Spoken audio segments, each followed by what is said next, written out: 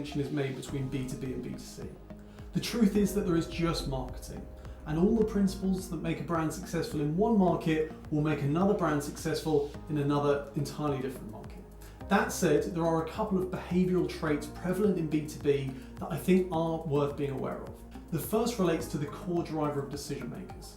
Now, like all of us, the typical business person is driven principally by fear. However, unlike in the consumer space, it's not so much fear of regret, but fear of blame. And if anything, it's even more powerful. After all, we can always choose to forgive ourselves for making a bad purchase decision, but we can't guarantee that our boss will. This fear of blame for most decision makers is the single greatest influencing factor that a marketer has to navigate.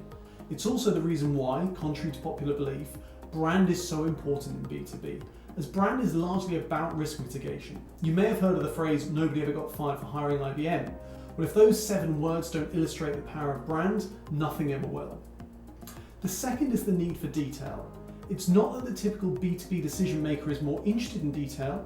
Some will be, such as engineers perhaps, just as some are in the consumer space, such as a petrol head researching a new car.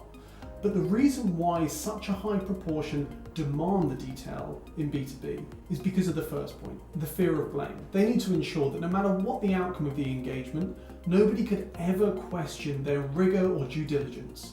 The detail helps them rationalize the decision to themselves and to their superiors. That's it. The third is a more positive one.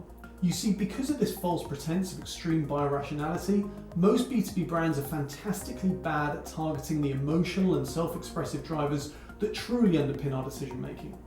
Therefore, if you decide to be one of the rare B2B brands that behaves as if its customers are actually human, you're likely to have a really loud voice.